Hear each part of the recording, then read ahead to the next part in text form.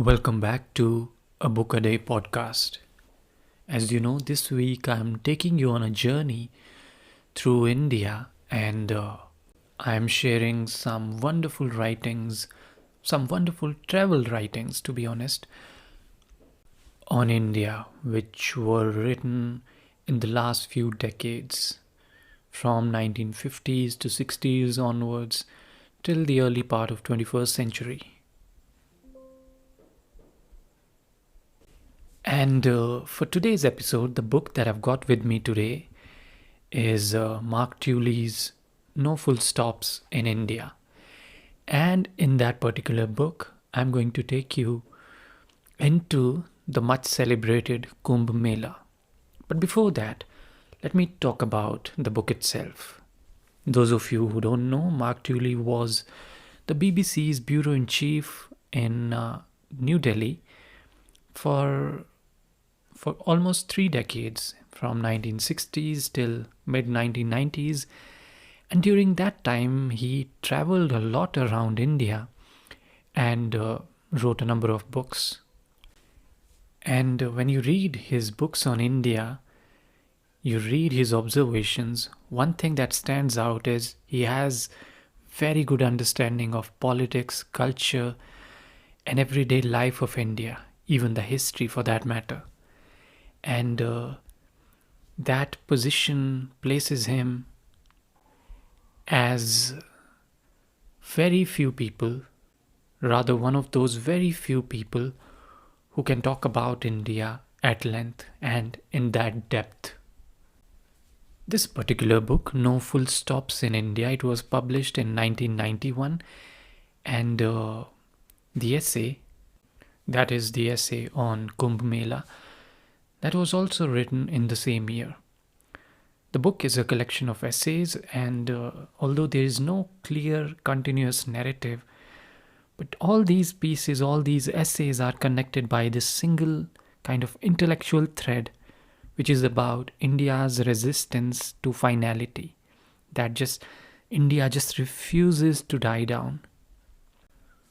We saw in the previous episode how Salman Rushdie was talking about the future of India, and even though he was not very optimistic at the time, he wrote that piece in 1987, and still one thing he admitted, that India would go on despite its chaos, despite all the things that are going wrong. It just goes on somehow. There's no logic to it. It just goes on.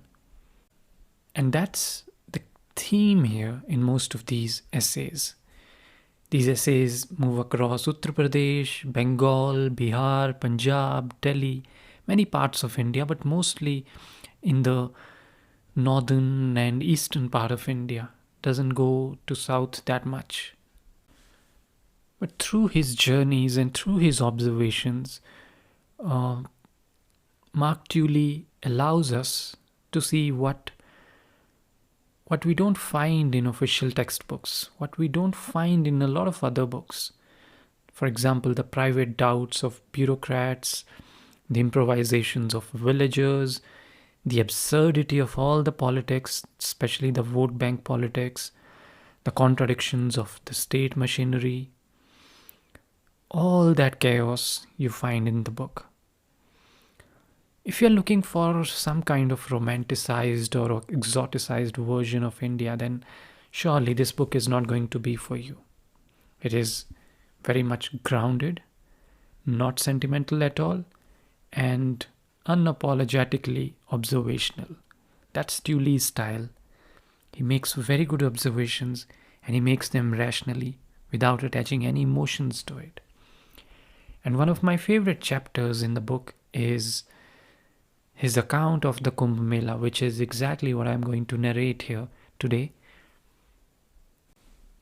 You would have heard about the event. Most writers, most commentators approach Kumbh Mela with hyperbole. They exaggerate too much. And Mark Tully, he avoids that approach entirely. He documents everything at the administrative level, the religious logic or lack of logic, the temporary civic experiments, and the sheer physicality of the event. without turning it into some kind of spectacle, which a lot of other journalists do, especially in our times. They do that.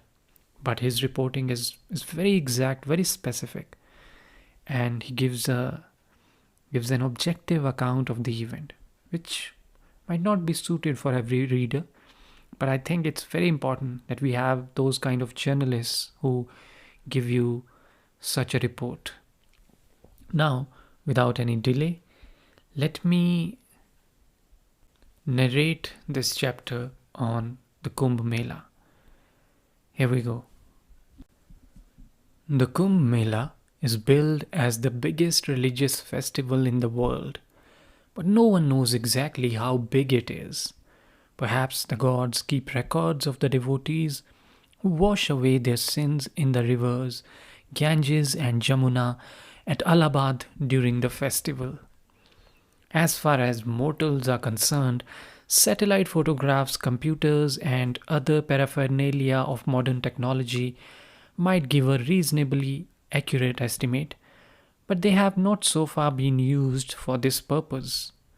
So, all one can say is that the official guesstimate was that about 10 million people bathed on the most sacred day of the 1977 Kumbh Mela. There was every reason to believe that even more would come in 1989. As the official description of the preparation for the Kumbh Mela said, due to increase in the population and also due to increasing interest towards religion, it is expected that on the main bathing day about 15 million people will take bath near the Sangam. The Sangam is the point where the Jamuna and the Ganges meet. A third river, the Saraswati, is also said to have flowed into the Sangam, but there is no sign of it today, nor is there any record of when or how it disappeared. D.I.G. Mishra helped me to find my way through the maze of religious organizations attending the Mela, more than 800. The Akhadas, he told me, are the focal point of the Kumbh Mela, the big draw with their naked sadhus. They are the gymnosophists, the warriors of the faith. They have the right to march in processions to the central point of the Sangam to bathe on the big days, and they guard that right jealously. That is not surprising, because the Allahabad Mela is the most important gathering of Hindu holy men. The Akhadas are monastic orders of militant sadhus. Historians are not entirely clear about their origins, but they are related to the ascetic orders founded by the great Hindu reformer, the Shankaracharya. He lived in the 8th or 9th century and is often credited with the final defeat of Buddhism in India, although some scholars argue that Buddhism was already on the way out.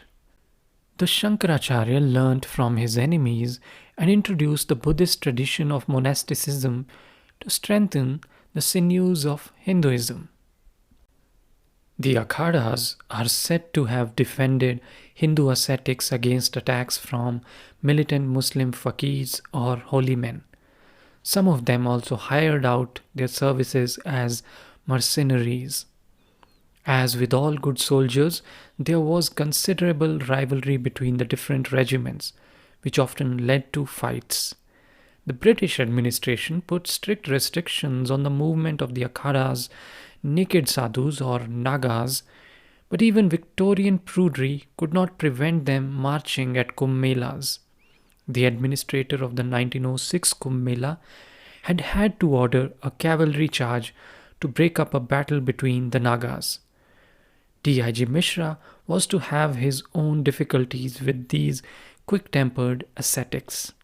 Although he had taken the precaution of separating the camps of the Akhadas who followed the god Shiva from those of their long-standing enemies who followed Vishnu.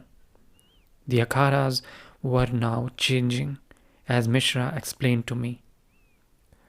Most of the sadhus now wear clothes.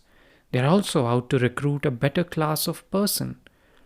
For many years now, there has been intense rivalry between them to attract good scholars, because they realize now that faith must be tempered with reason.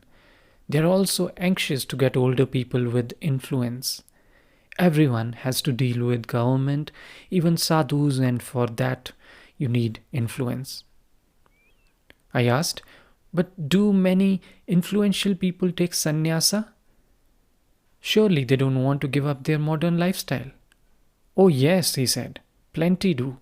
I think I will take the robe when I have finished with the police. Will you join an akhada? I think I will go for one of the modern organizations. The great reformer, the Shankaracharya, formed four monasteries, one in the north, one in the south, one in the east, and one in the west, to the bastions of the faith.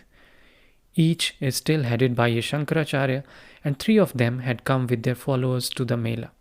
A fifth Shankaracharya, whose claim to enjoy the Hindu equivalent of apostolic succession is disputed, was also there. There were hundreds of other holy men and organizations whose pedigrees were not as good as the Akhadas and Shankaracharyas, but who all had their disciples. Gurus known in the West, like the Maharishi Yogi, were well represented at this Mela, and so was the Hare Krishna movement. 1,700 other religious organizations applied for places at the Mela for the first time. Mishra said, we decided the best way to deal with them was to say we would charge for all the facilities they got. We didn't hear from them again. The Mela is, of course, a wonderful opportunity for religious organizations to recruit and raise funds, but the competition is very stiff. Mishra also had to deal with the wandering sadhus, the mendicants who were not attached to any akhada or other religious group. They camped near the free kitchens set up by some of the organizations. Mishra was rather dismissive of the mendicants.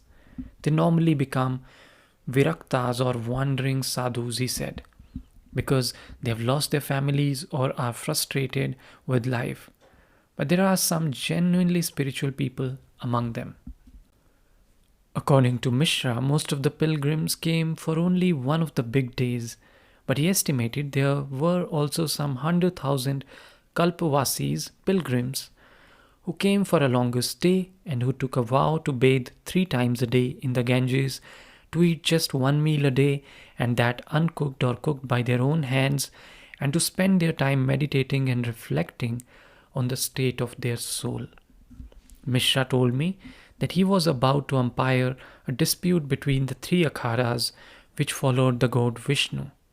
They were arguing with each other over the election of their leader. 2 of the akhadas had chosen one sadhu and the third another. The dispute had to be resolved quickly because the leader would be surrounded by special pomp and splendor during the procession of the akhadas on the big day. I left the Deputy Inspector General to judge this spiritual context and set off to find more about the Mela for myself. Hindu sages have said that to learn you have to be like a honeybee, flying from flower to flower to extract the nectar which will eventually make up the honey of knowledge. D.I.G. Mishra had given my nectar gathering a good start, but as a civil servant, he could not talk about the politics of the Mela and of Hinduism. The Vishwa Hindu Parishad, or World Council of Hindus, which coordinates the activities of many organizations, was present in strength at the Mela. It was leading controversial campaigns to convert Muslims and Christians and to pull down mosques which it claimed were built by Muslim rulers on the sites of Hindu temples they had destroyed. I went to see its president Shivnath Katju, a retired judge of the Allahabad High Court. His father had been a leading member of Pandit Nehru's secular government. Katju was small and frail and looked every one of his 79 years. He told me, the council was formed 26 years ago to defend Hinduism. In spite of our independence, Hindus are still under serious attack. The government is always out to appease the minorities, especially the Muslims. We suffered during the Muslim days and we are still suffering now. I asked, But you have freedom to practice your religion. You're not persecuted in any way. Well, he said, I don't think you're right. There is this issue of the temple in Ayodhya where our god, Lord Ram, was born. The Mughals built a mosque there. And it's clear they did so by destroying a Hindu temple because there are Hindu columns inside the mosque. Images of Ram and Sita, his wife, have sprung up there. We can only peep at them through locked doors. Ram is under house arrest. If the government doesn't let us build a temple on this site, it will become a very serious political issue.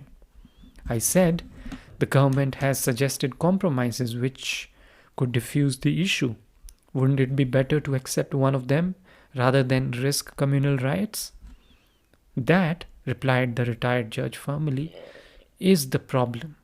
Because we are the majority, we are always being asked to make sacrifices to placate the minorities. We cannot go on like that. Although its president insisted that the Vishwa Hindu Parishad was not inciting religious hatred, the sadhus and saints who gathered for a special meeting under the Parishad's banner did just that. The stage in the vast tented pavilion on the Kumbh Nagar's main road was crowded with holy men wearing saffron, lemon yellow, dark red or white robes. Some were old and frail, some young, sleek-skinned and prosperous. Some were lean and intense, and some rather stout and somnolent. Thousands of people sat shoulder to shoulder on straw strewn on the floor of the pavilion, and thousands more stood outside listening to the speeches on loudspeakers. They shouted, "Long live Mother India! Long live the holy place where Ram was born! Long live our mother, the cow!" and many other Hindu slogans. Women stuffed notes into collection boxes tied to posts supporting the pavilion. The men seemed less generous. A thin sadhu with a greying beard ranted over the loudspeaker system. The Muslims stole all our temples.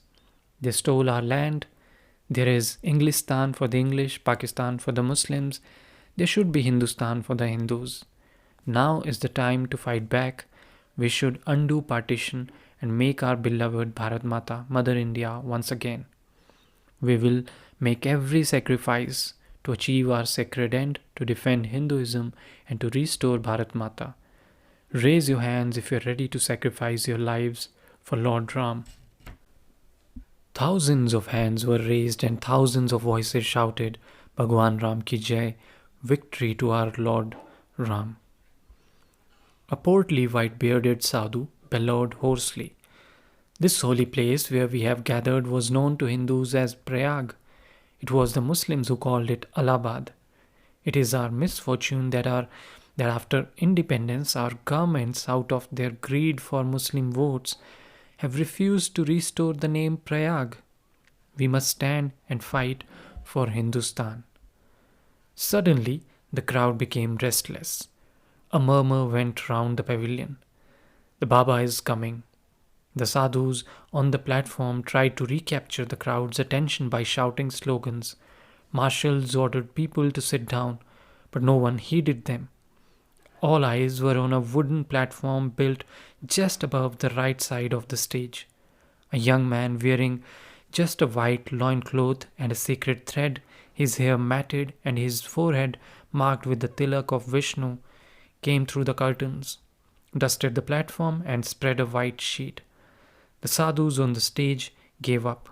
The legendary Deorala Baba was about to make his entrance. It was said, although inevitably some disputed it, that this would be the first time that the hermit had appeared on a public platform. Silence descended on the vast audience as we all excitedly awaited the sage, who was reputed to be 300 years old. While the devotees were thronging around the saint's platform, I found two of his disciples. I asked them to tell me about the Baba's routine. One, who was a printer, not apparently the printer of that commentary, said, "The Baba lives and is everywhere. He has no fixed place, but always stays by river banks. He is an ageless man who has travelled all over India on foot. Everyone claims that the Baba comes from this area. Some say that he was born of water. He takes bath in river 4 or 5 times every day. Why does he live on a platform? Because he says that the public are infected with worms which he will get if he stays on their level. The Baba's memory is like a computer. People will tell you that he remembers what they told him 30 years ago. Some people say he is 300 years old. How old is he really? No one knows exactly what exercises he does, but he has mastered age and will die only when he wants to. He is a Siddhi yogi, an ascetic whose mastery of the yogic arts is so great that he has attained supernatural powers and transcended them. All the time he is practicing the yoga position of Uddayan Bandh, which means his stomach touches his back. What does he eat? Air. He doesn't even eat fruit. You see, any great yogi can extend his tongue from inside until it touches the top of his head. That's where the nectar is situated, and one drop of nectar is all you need to live for a very long time. I could not help wondering what happened to all the baskets of fruit which were being given to the Baba as offerings. Is it true, I asked, that Indira Gandhi used to come to see the Baba? Yes, she came several times. What about Rajiv? No, he will come when his heart is cleaner. When I returned to my jeep, the battery was flat. There were plenty of volunteers to help push it, but the clutch wouldn't engage and I had to abandon it. Until then, it had been running perfectly. As I started on the long and dusty walk back, I was reminded of a friend of Saint Baksingh's. He had told me that all those who travelled to the Baba in good faith had a safe journey. Was I being given a reminder about the dangers of cynicism? And that's how the essay ends. As you can notice, what stands out in this writing, Tully's account, is his discipline. He does not interpret more than the evidence allows. He just makes observations. He notes what people say, what they do, how they move. Pure observations. No drama. And you can see for yourself that through these accumulation of details, as a reader, you begin to understand the scale of the Mela. You begin to understand the intricacies of it. And so goes for the rest of the book. The book follows the same principle, whether Tully is writing about the romanticization of rural life, the politics of language, the growing tensions around Sikh identity, the rise of Hindutva. Tully stays attentive to every detail, every nuance. He does not accept the argument that India is too complex to describe. He just insists that any description must remain open-ended. And that's precisely the reason that even more than around 30 years of its publication, the book still feels relevant.